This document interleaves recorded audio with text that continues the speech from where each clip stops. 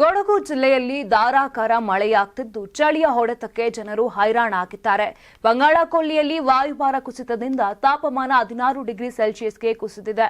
ಮಳೆಯಿಂದ ಸ್ಥಳೀಯರು ತೊಂದರೆ ಅನುಭವಿಸುತ್ತಿದ್ರೆ ಪ್ರವಾಸಿಗರು ಮೋಜು ಮಸ್ತಿ ಮಾಡುತ್ತಿದ್ದಾರೆ. ಮುಂದಿನ 2 ದಿನಗಳ ಕಾಲ ಕೊಡಗಿನಾದ್ಯಂತ ಹೆಚ್ಚಿನ ಮಳೆಯಾಗುವುದಾಗಿ ಹವಾಮಾನ ಇಲಾಖೆ ಮುನ್ಸೂಚನೆಯನ್ನ ನೀಡಿದೆ.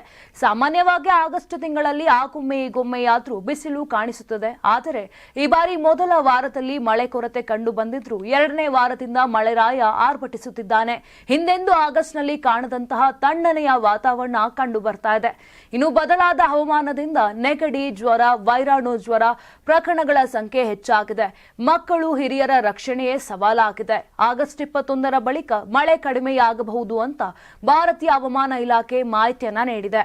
ಒಂದೆಡೆ ಮಳೆಯಿಂದ ಸ್ಥಳೀಯರು ತತ್ತರಿಸಿದ್ರೆ ಕೊಡಗಿಗೆ ಬಂದ ಪ್ರವಾಸಿಗರಿಗೆ ಸ್ವರ್ಗಕ್ಕೆ ಬಂದ ಅನುಭವವಾಗಿದೆ.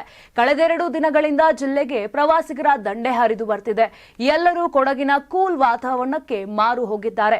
ಎಡಬಿಡದೆ ಸುರಿಯುತ್ತಿರುವ ಮಳೆಯ ನಡುವೆಯೂ ಹೆಚ್ಚಿನ ಪ್ರವಾಸಿಗರು ಪ್ಲಾಸ್ಟಿಕ್ ರೈನ್ ಕೋಟ್, ಕೊಡೆಗಳನ್ನ ಹಿಡಿದು ಮಡಿಕೇರಿ ನಗರದಲ್ಲಿ ಸುತ್ತಾಡ್ತಿದ್ದಾರೆ.